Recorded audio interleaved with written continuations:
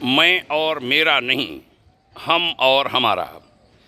आज 27 मार्च के युग ऋषि विचार श्रृंखला के चरण में 451वें 451 चरण में अखंड ज्योति जुलाई 1971 के पृष्ठ 4 से विषय लेता हूँ।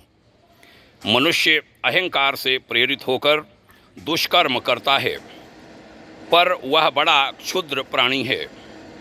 जब परमात्मा की बार उस पर पड़ती है तब वह बेहाल होकर रोता चिल्लाता है।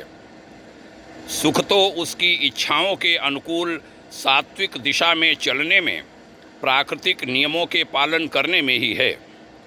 अपनी क्षणिक शक्ति के घमंड में आया हुआ मनुष्य कभी सही मार्ग पर नहीं चलता, इसलिए उसे सांसारिक कष्ट भोगने पड़ते हैं।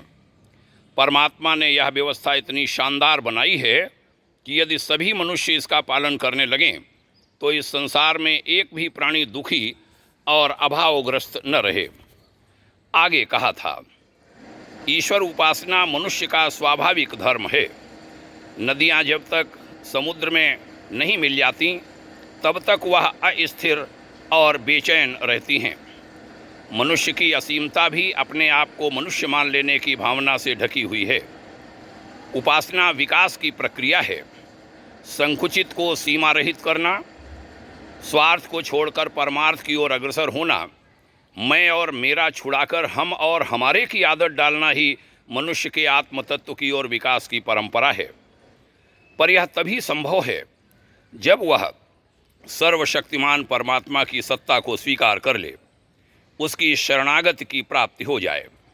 मनुष्य रहते हुए मानवता की सीमा को भेद कर उसे देव स्वरूप में विकसित कर देना ईश्वर की शक्ति का कार्य है।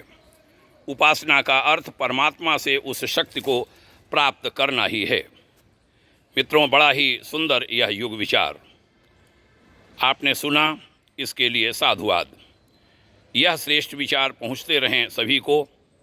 ऐसी ही कामना के साथ, प्रार्थना के साथ आपको प्रणाम। ओम शांति।